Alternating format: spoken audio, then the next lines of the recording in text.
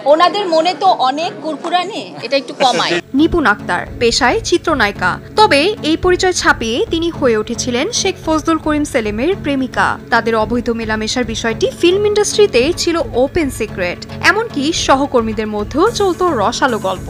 তবে মাথার উপর শেখ পরিবারের সদস্য সেলিমের ছাতা থাকায় কেউ টু শব্দও করতে পারেননি, আর এই সুযোগ কাজে লাগিয়ে নিপুণ হয়ে ওঠেন অপ্রতিরোধ্য। ভাবি খুব খেপছে, তোমরা বেড়া মানুষ, ৮০ বছরও তোমাদের বিয়ের শখ জাগে, আর এটা তো কোনো ব্যাপারই না। তা আমি ভাবতেছিলাম ভিডিওটার টাইটেল কি দেওয়া যায়, যে নিপুণকে জয়ী করার জন্য 18 বার ফোন দিছে, 17 বার ফোন দিছে, কেউ কেউ বলছেন 20 বার, বাট প্রথম আলো বলছে 17 বার ফোন দিছে। তো টাইটেল নিয়ে যখন আমি ভাবছিলাম তখন দেখলাম কমেন্টের মধ্যেই অনেকে এই টাইটেলটা দিয়ে রাখছেন যে মোটামুটি শেখ সেলিমের ঘাট কাঁপাত নায়িকা নিপুণ, কথিত নায়িকা এই মুহূর্তে তাকে বলা যায়।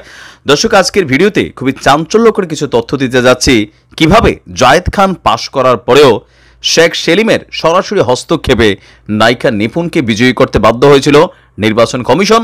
এর পাশাপাশি আরও পেছনের স্টোরি। কিন্তু প্রথমে আমরা একদম পেছন থেকে যাই, যে কিভাবে শেখ সেলিমের ঘাট পর্যন্ত যাওয়ার সুযোগ হলো, মানে আমি না, কমেন্টে যারা বলছেন আর কি।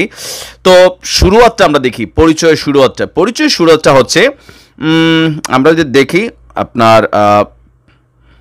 2008 সাল, তখন আপনার 111 সরকারের পর প্রথমবারের মতন ক্ষমতায় আসলো আওয়ামী লীগ, মানে দীর্ঘদিন পরে। ওই সময় নায়িকা নিপুণ তিনি তার একটা বিউটি পার্লার সেইটার উদ্বোধন করতে যাচ্ছিলেন, আর সেখানে আপনার যিনি যার হাত দিয়া ফিতা কাটাইছেন মানে দোকানের, তো সেই ফিতাটা কাটাইছেন আমাদের বাংলাদেশ আওয়ামী লীগের শেখ পরিবারের সদস্য শেখ সেলিম, যাতে বেড়া মানুষ বা ইয়ে কয় আর কি। যাই হোক, তো এরপর থেকেই আপনার বদলে যান নিপুণ, রাজনৈতিক অঙ্গনে তার চলাফেরা বাড়তে থাকে। সেই সময় শেখ সেলিমের সাথে পরিচয় এবং ঘনিষ্ঠতা। 2012 সালে বনানীর অভিজাত এলাকায় নিপুণ গড়ে তোলেন নিজস্ব পার্লার, উদ্বোধন করতে এসেছিল শেখ সেলিম। আর এ প্রসঙ্গে যে আসলে কি মানে সম্পর্কটা কি, তো শেখ সেলিমের মতো একজন মানুষকে টাকা পয়সা দিয়ে দিয়েও কিনা সম্ভব না, কি নাই শেখ সেলিমের কাছে। তো সেই কারণে কমেন্টে অনেকেই মনে করছেন যে আসলে খাট কাঁপাই তো এরকমই, কিন্তু এটা আসলে কোনো প্রমাণিত হয়নি। এখন আসেন দেখি কিভাবে নির্বাচনের রেজাল্টটাকে মানে ম্যানুপুলেট করা হয়েছিল। শিল্পী সমিতির চেয়ারে বসেছিল নিপুণ। শিল্পী সমিতিতে নিপুণের দাপট ছিল অন্যরকম। বিশেষ করে আপনি যদি দেখেন যে বিটিভি ভবন ভাঙ্গানিয়া কান্নাকাটি কইরা খুব বেশি বক্তব্য দেওয়া যে সকল নায়িকা ছিল, এদের মধ্যে নিপুণ ছিল একদম ফার্স্ট কাতারে। আর ছাত্র আন্দোলন বা বৈষম্য বিরোধী আন্দোলন নিয়েও যারা ছাত্রদের উদ্দেশ্যে রাজাকার টাইপের ট্যাগ দিয়েছিল, তাদের মধ্যে নিপুণ ছিল অন্যতম। তো তথ্য বলছে নির্বাচনের ফলাফলের রাতটি ছিল নির্বাচন কমিশনারদের জন্য ভয়াবহ পরীক্ষার রাত। ফলাফল গণনার শুরু থেকেই একের পর এক ফোন আসতে থাকে। পরিস্থিতি বেগতিক হয় ফলাফল ঘোষণার আগ মুহূর্তে, কারণ জায়েদ খানের চেয়ে ভোটে পিছিয়ে ছিল নিপুণ। তখন থেকেই একের পর এক ক্ষমতাসীন রাজনৈতিক ব্যক্তিরা ভয়ভীতি দেখান। তো একাধিক রাজনৈতিক ব্যক্তিরা কেন ভয়ভীতি দেখাবেন? একাধিক নেতাদের কি খাট কাঁপাইতো নাকি আরো অন্য কিছু, সেটাও একটা প্রশ্ন। তো এই নির্বাচনে তৎকালীন সময় প্রধান নির্বাচন কমিশনারের দায়িত্ব পালন করেছিল পীরজাদা হারুন। 5 বার শিল্পী সমিতির নির্বাচনে কমিশনার দায়িত্ব পালন করেছেন। কিন্তু 2022 সালে জায়েদ নিপুণ যে নির্বাচনটা হয়েছিল, এইটার মতন এত ব্যাড মেমোরি তার নাই, তিনি দাবি করছেন।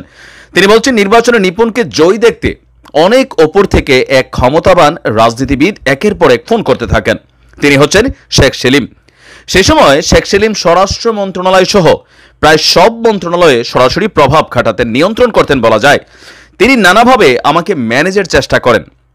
আমি সরাসরি না বলে দেই, এর আগে আমি উপজেলা নির্বাহী অফিসার থাকাকালীন একবার উপজেলা নির্বাচনেও ওই নেতার শ্যালকের জন্য আমাকে ম্যানেজ করার চেষ্টা করেছিল। সেই অভিজ্ঞতা থেকে তিনি জানেন যে আমাকে ম্যানেজ করা যাবে না, এজন্য আমি বারবার সরকারি চাকরিতে আপনার মানে বদলি হতে বাধ্য হয়েছি। পরবর্তী সময় আমাকে মুঠোফোনে ভয় দেখানো হয়, বড় অঙ্কের অর্থেরও লোভ দেখানো হয়। একের পর এক ফোনে আমাকে ভয় দেখানো হয় যে তুলে নিয়ে যাবে। এখন যে আয়নাঘরের কথা শুনেছি, তখন সেরকম কোন আয়নাঘরের কথা শোনা থাকলে হয়তো সৎ থাকা সম্ভব হতো না। সেই রকমই ভয় দেখানো হয়েছিল। পরে বললেন একটা জায়গায় যেতে যেখানে বড় অঙ্কের টাকা রাখা ছিল।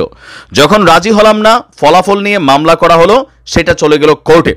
নানানভাবে হয়রানি করা হয়েছে, আমাকে বানিয়ে দেওয়া হলো একটি রাজনৈতিক দলের সদস্য, নানা কাণ্ডে আমাকে ছোট করা হলো, এফডিসিতে করা হলো নিষিদ্ধ।